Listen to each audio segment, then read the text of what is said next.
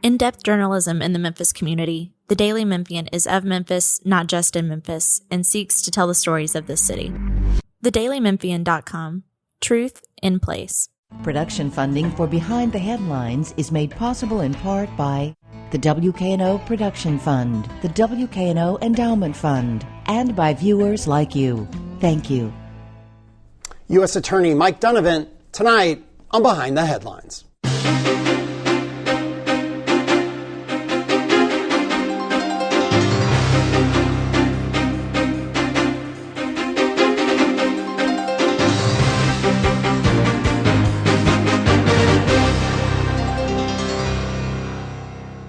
I'm Eric Barnes with the Daily Memphian, and thanks for joining us.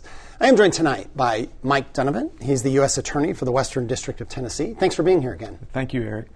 Along with Aaron Fleming, reporter with the Daily Memphian. You are back. This is your second time as U.S. Attorney for the Western District. You served for 3.5, almost 4 years under the first Trump administration. You're back, and I guess the main thing, we'll talk about a lot of aspects of law enforcement, what your office does, how it's similar and how it's different from local DAs, local court system, all those sorts of things. But I think we have to start with the Memphis Safe Task Force, and that has been such a big presence and topic in Memphis, other communities as well, but we're focused on Memphis here. Broadly speaking, what has your office's role been in the Safe Task Force effort?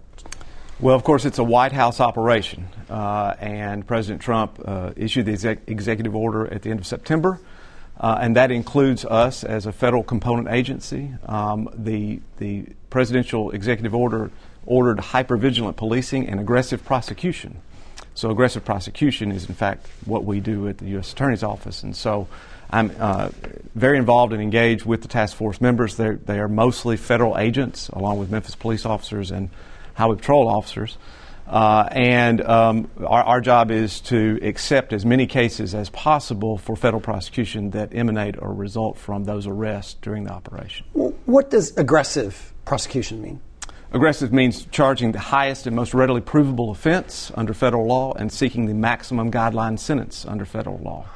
I think some people would listen and think, well, the Trump administration, that would have happened anyway without a task force. But was this a sort of even higher bar of aggression or aggressiveness that was set with the executive order? Yes, and I would say in addition to that kind of posture of charging and disposition, it would be prioritizing those things that are focused on in this operation, which is violent crime and firearms. You know, the federal government has something to say about the regulation of firearms. We have a whole bureau dedicated to it, the ATF. And so there are specific federal statutes that deal with possession and use of firearms during violent crimes that carry significant sentences. Well, we'll talk a bunch about this and dig into things you're saying, but let me do one more question and get Aaron in here. Has it, from your point of view, been successful, and where have things not gone? Where in this efforts, in the purview you have, are there areas where it hasn't gone as well as you would have liked? The short answer to your first question is yes, absolutely. It's been successful overall. Violent crime in all major categories is down about 42% during the operational period since October 1 until the present. That's an extraordinary drop in violent crime in that short a period of time. And so in all categories, whether it's robbery, aggravated assault, homicide, firearms offenses as well, and then other what I consider kind of non-traditional areas such as auto theft, burglary, sexual assault, things like that. So all across the board, it's been successful. I think that most people would agree that it's been a successful operation thus far in its intended purpose to reduce violent crime and overall crime in Memphis. I don't know really how to answer the second question, that is how it's not gone as well as we would like. It's gone quite well. We struggled at the beginning, I think, of just manpower issues in the U.S. Attorney's Office. I walked into the office the first week of October during the longest government shutdown in American history, and in a period where, as a result of some of the previous efforts of the administration, we were short-staffed. I was down attorneys, and so that's been the real challenge, is making sure that I have enough attorneys to handle the large volume of cases that are coming our way. I guess, and apologies, Darren, I guess, have there been any points where you feel like people are coming to your office that, why are we spending, we have limited resources, prosecutors make these choices all the time. We talk to the local DAs. We've talked to your predecessors about this. Did you feel like the appropriate cases from your point of view and the Trump administration's point of view were being brought to your office? Yes. Okay. Yes, absolutely. And we pride ourselves in being a full service office, and ultimately I'm the one that's making the charging decisions on what is a substantial federal interest. And so yes. So what do we know as far as numbers for people that you guys have charged under the task force? I think last year your office had said it was around 195 people have been charged. A number of those have been indicted. Also, where do those numbers stand now, 6 months into the task force? As of this morning, we have indicted and charged 368 people with federal offenses as a result of the task force operation since October 1. And so what, as far as charges go, and you talked about that a little bit, but where are you guys kind of focusing? What are these cases looking at? Is it firearm stuff? Is it, what's the bulk here? So the vast majority of those are prohibited people in possession of firearms or using or discharging firearms in the city. And the big bulk of those are convicted felons in possession of firearms. That's a violation of federal law. Domestic violence offenders or people under order of protection in possession of firearm. Illegal aliens in possession of firearms, habitual drug users in possession of firearms, and people who are in possession of illegal firearms themselves or devices such as machine gun conversion devices, otherwise known as switches. That converts a semi-automatic handgun into a fully automatic weapon. That's a violation of federal law. Stolen firearms, obliterated serial number firearms, short barrel shotguns, all types of firearms offenses. And so I'd say the vast majority of those are those types of offenses. But we're also charging carjacking, business and bank robbery, drug trafficking offenses, and possession of firearm during drug trafficking, which is an enhanced punishment for that. And then we've charged, I think, 26 of those 360 odd cases. 26 of those have been for assault, resisting, or impeding a federal law enforcement officer. I want to hit on the immigration piece of this a little bit too. The folks that I've talked with, across the city and even different leaders and things, D.A. Mulroy's talked about this a little bit. A lot of people seem to support the task force, at least on the sort of violent crime piece of this, but they've had some issues with the immigration enforcement. So I guess my question is, how often, with these cases that you guys are prosecuting, the ones that are involving firearms and other violent charges, how often is somebody undocumented that is coming into contact with y'all? And then also, how do you sort of handle that? Because obviously there is like a immigration piece of this and deportation orders and stuff. So how do y'all go about sort of managing that when y'all come into contact with somebody like that? As of this morning, 8,441 people have been arrested during the task force operation.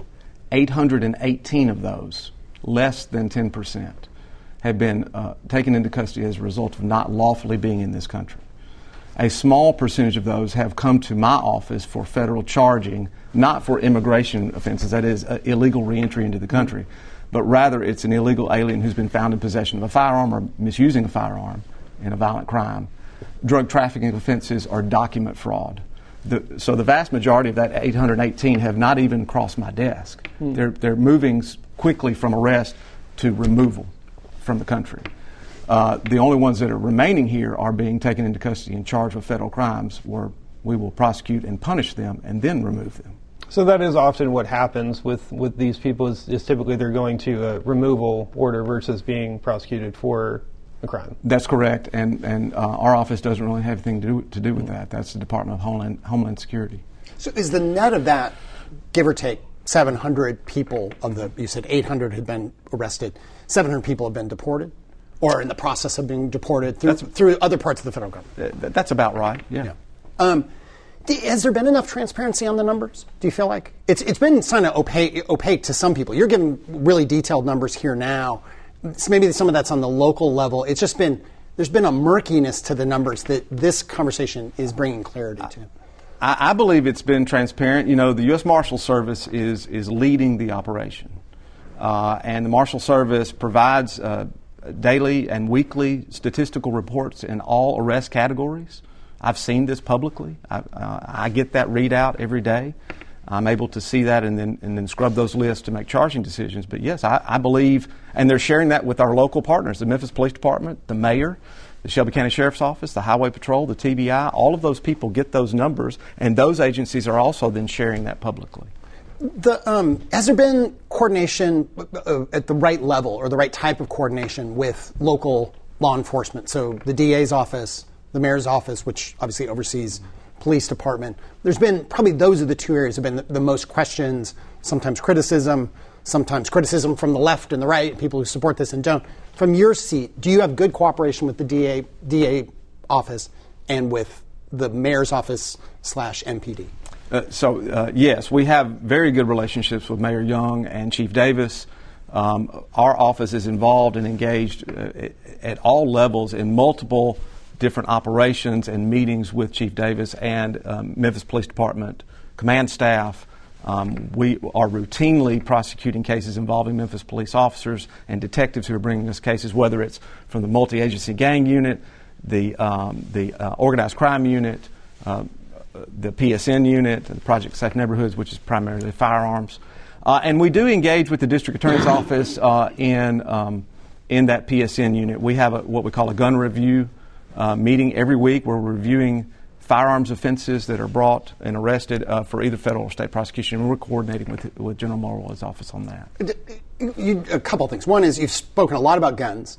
I think some people listening would be sort of surprised to hear that a Republican administration, which in general, and I'm not asking you to be political, but in general, Republicans have been more opposed to gun control, assault weapon bans, all those kinds of things. Would some of the problems that you're catching be solved by tougher gun control measures, or is that just outside your purview? No. I mean, I took an oath to support and defend the United States Constitution, and that includes the Second Amendment.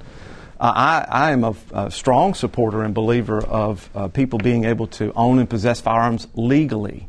What I am focused on is what's killing people in this city, which is illegal use and possession of firearms. And it turns out the federal law is pretty strong about that. And so the way you reduce violent crime in a city is you remove the people who have illegal guns before they pull the trigger. That's what's working. One more for me. I'll go back to Aaron.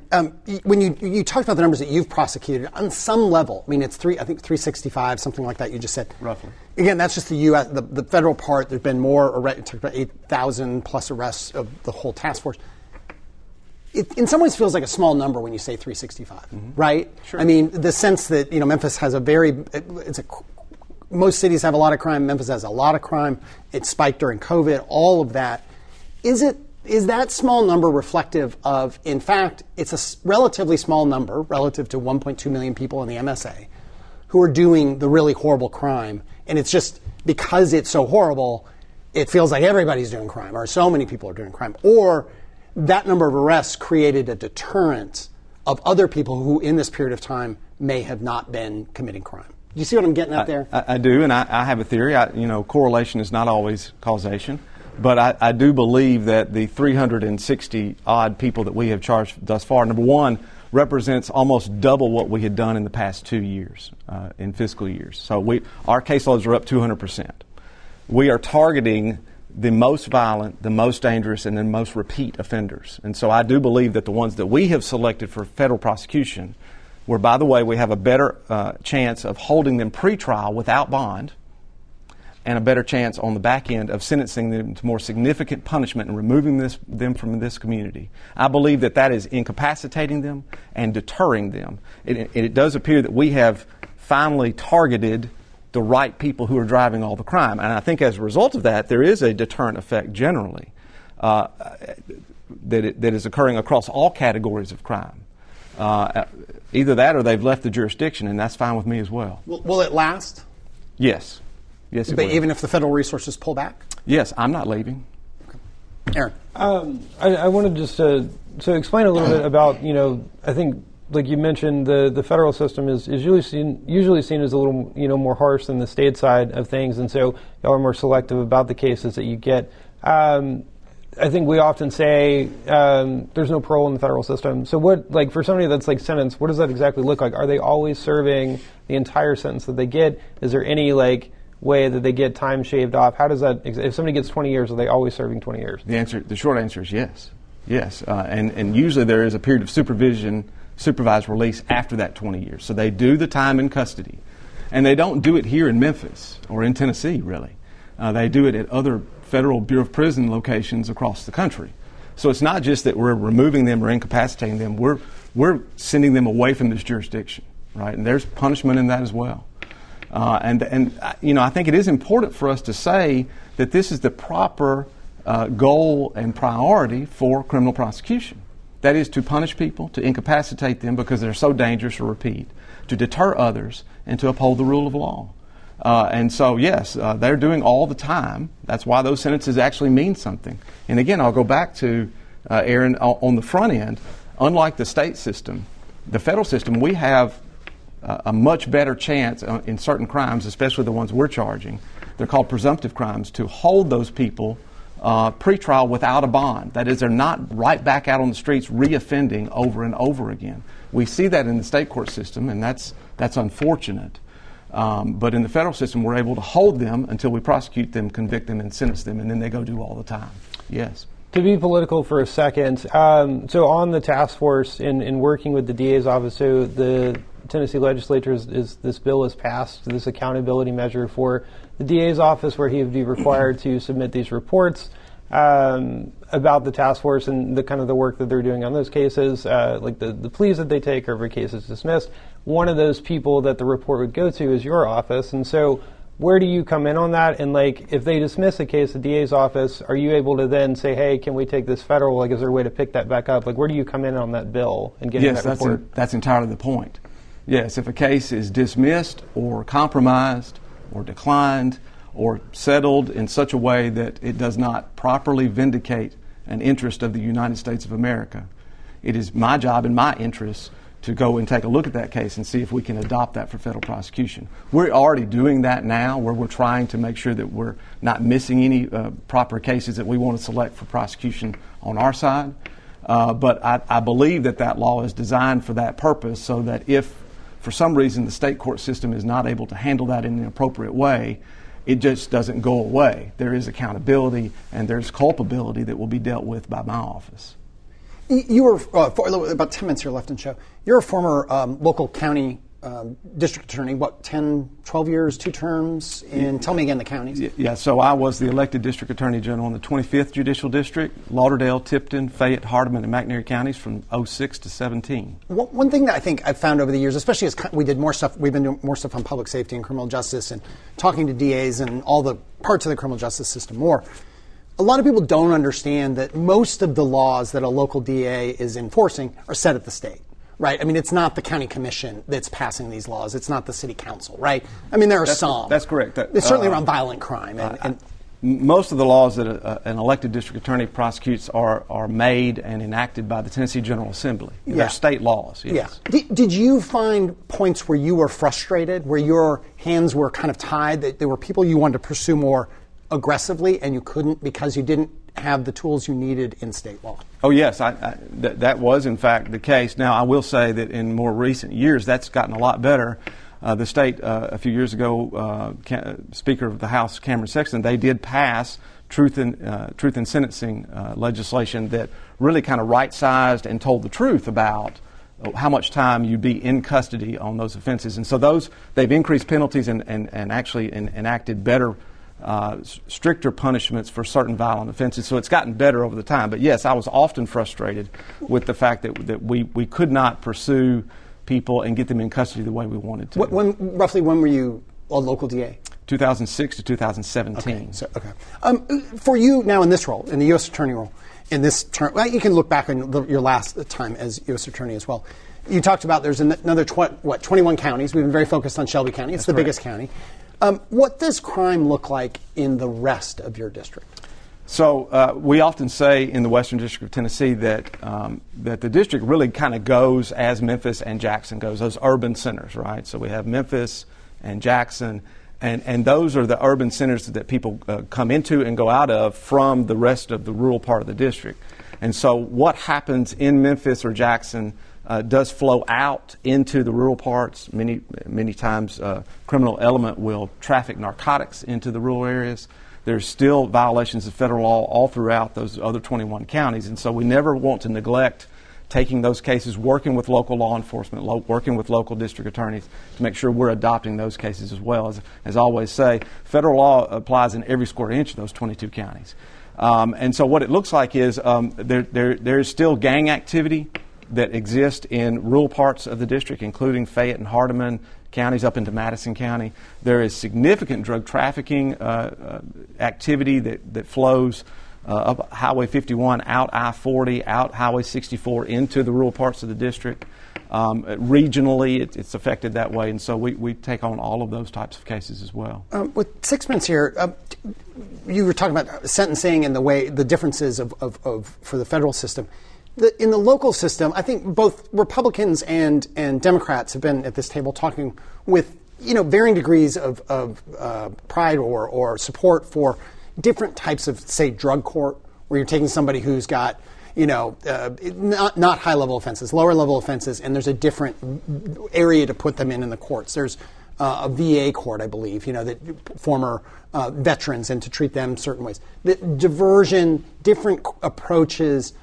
Are those kinds of pathways even allowed or possible within the federal system? Or is it this person came in, this person committed a crime, this person's going to be treated the same way? They're much more limited in the federal system. We do have a reentry court program, but that is after you have served your time and you are reentering the community. And there is, while you're on supervised release after that prison term, we do have a reentry court program that provides assistance and services to people who are trying to get back into the community. Do you ever find that you wish you had, for a certain individual, you don't have to name names, but you wish you had some other place, not to let them go, maybe necessarily, but to put them in a different place because of whatever circumstances?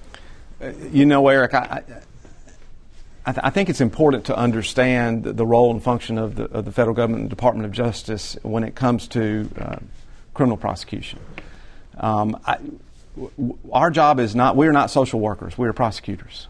It is not my job to cure or fix these people. It's my job to punish and incapacitate them so they don't harm you tomorrow.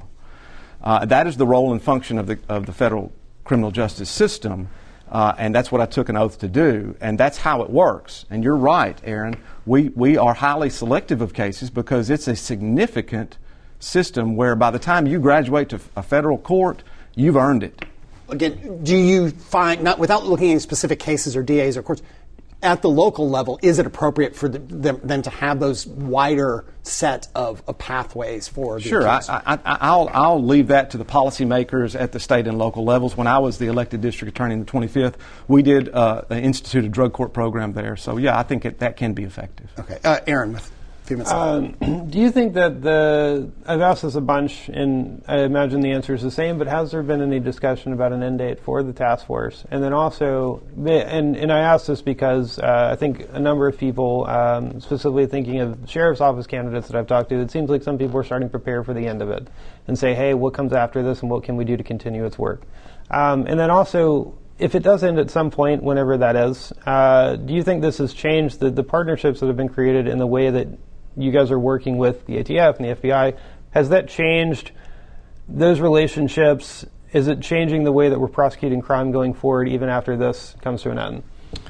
So that's a lot in that question, but yes, I'll try to answer it. So the first part of the question was about an end date. The president has made it clear, and he made it clear when he came here to Memphis a month ago, that there is no announced end date. He has said to us, we will continue this task force operation, this hypervigilant policing, this aggressive prosecution, until Memphis is safe. Now, Memphis is certainly much safer than it was before October 1. 42% down in all major crime categories. And so we're going to continue the mission full steam ahead as the president has ordered, as it's constituted. Now, we also, though, you're right, the model has worked so well that this model is being looked at for other cities around the country, replicating it to make sure that we're handling it and doing it correctly. We are starting to consider about what a sustainability plan looks like as I speak with Chief Davis and Sheriff Bonner and other law enforcement agency heads. The real value of this task force has been in co-location, that is being together in one spot, sharing intelligence and information and coordination. And so we believe that we can look at a sustainability plan that will last into the future. The last thing I'll say is that I think what this model has shown the citizens of Memphis, the voters and taxpayers of Memphis, is that they no longer have to live the way that they were living. And perhaps they will demand from their policymakers additional enforcement activity and resources to sustain this over time. What does a safe Memphis look like? Because we saw, I think President Trump maybe sort of flippantly said when he was here, in 2 or 3 months you're going to have like no crime. We had shootings downtown before he came and then several after. And so in some of that, a lot of people, we talk about the perception of crime versus the reality of it versus, and what the numbers say. And so what does a safe Memphis look like? Well, again, I think anytime you can reduce homicide by 37%, that's safer. People are less likely to be shot or killed in this city now than they were before October 1. We're going to continue to go until we drive those numbers even farther and farther down. That'll be up to the president to decide when we've reached that goal. The Memphis Safe Task Force, are the same number of resources here now in Memphis and Shelby County as at the start of this effort? Yes, they are. Roughly 3,000 agents, 24 hours a day on the streets of Memphis from 31 different agencies. So they've sustained that presence and that number throughout. Yes. And is the Guard still here in the same presence? Yes. Yes, they are. A lot of questions lately, how much longer will this go? The impact, the numbers, we'll talk a bunch about that tonight on the full show that people can listen to. But how much longer will that kind of level of surged resources be here? Well, of course, the president has said that the time frame for this task force is indefinite. We will go until Memphis is safe. And the governor, who has deployed the National Guard, has supported the effort of the task force. And as far as I'm aware, the governor has not changed anything with regard to the National Guard. I've been confused. This is a little bit in terms of what the Guard has been doing. We've talked a lot about, reported on what the other elements, ATF, the marshals, et cetera, have been doing. What has the Guard been doing, and how has it benefited this effort from your seat? Well, again, the U.S. Marshal Service leads and directs the task force, and so operationally, I don't get into a lot of the details, but I will say that I do know that the governor has limited the authority of Guard members to make arrests or to do investigations. They are really there for logistic support, public safety and crowd control, other types of support for the regular task force officers. Aaron Fleming from the Daily Memphian. What do we know about numbers so far with what your office has charged under the task force? So as of this morning, we have charged a total of 368 people with federal crimes emanating from and arising from those arrests since October 1, roughly about 8,400 of those. And what do we know about charges? Like what are the bulk of those charges? Yeah, the vast majority of those are people who are unlawfully in possession of firearms. That is, we call them prohibited people under federal law. Convicted felons, people who have prior conviction histories of domestic violence, under orders of protection, illegal aliens, habitual drug users, people in possession of firearms in school zones. And then really something that we're prioritizing is people who are in possession of machine gun conversion devices, otherwise known as switches, which converts a semi-automatic weapon into a fully automatic weapon, stolen firearms, and obliterated serial number firearms. So vast majority of those are firearms offenses, but we've also included carjacking, business and bank robbery, and a significant amount of drug trafficking offenses as well. Have you had good coordination, communication, however you would frame it, with D.A. Mulroy in his office? Yes, primarily our interaction with General Mulroy's office is with regard to what we call the gun review team. Each week our office meets with members of his staff to go over every arrest that involves possession or use of a firearm in the city, and we make decisions about adoption or charging at that meeting. A lot of focus nationally and locally on the immigration aspects of these surges. To what extent does your office interact with ICE, undocumented immigrants, et cetera? So we obviously work with Homeland Security Investigations and ICE, who are encountering and taking people into custody for being in this country unlawfully.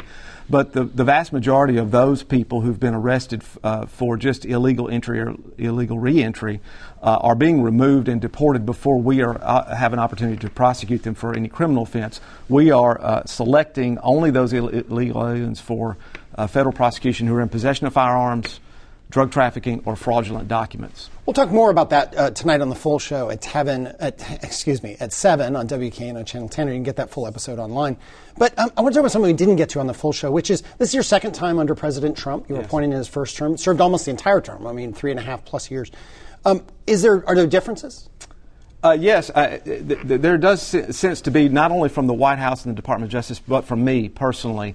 The differences are, I think, there's no learning curve here. And so there's a sense of urgency because we know what we want to do, we know how to accomplish it, and so there is a sense of urgency of getting that done. Yes. I guess ultimately your ultimate boss is, well, I suppose the president, but the Attorney General, Pam Bondi, has been removed in the last month. I have no sense of time anymore. Has that changed anything for you? No, the acting Attorney General is Todd Blanche, who has served as the Deputy Attorney General. I have regular contact with Mr. Blanche and his team. He is moving forward. He's leaning forward. He's being very aggressive in carrying out the priorities of this administration in the department. And so, no, he's been very supportive of our office, and especially with regard to the Memphis Safe Task Force. I ask this not in a political way, I promise, but there have been recent reports of strange, some would say inappropriate behavior on the part of the FBI Director, Kash Patel. Your office obviously would interact a lot with the FBI on issues, I assume. Do you read those headlines, or do you just blow past that and keep doing work? I mean, that kind of noise around the Trump administration, such as around Director Kash Patel, does that affect you? No, it doesn't really affect us at all here. I'm really focused on what's best for West Tennessee. I work with FBI all across West Tennessee, but I don't work at the director level with Director Patel. So I don't really pay attention to those things. We had so many more questions, but we really appreciate you being here. We appreciate all the information. But that is all the time we have this week. Thank you. We'll have you back, we hope. Thank you, Aaron. We appreciate it. And thank you all for joining us. If you missed any of the show today, you can get the full episode online at WKNO.org, YouTube, The Daily Memphian. You can also download the show as a podcast wherever you get your podcasts. Thanks very much, and we'll see you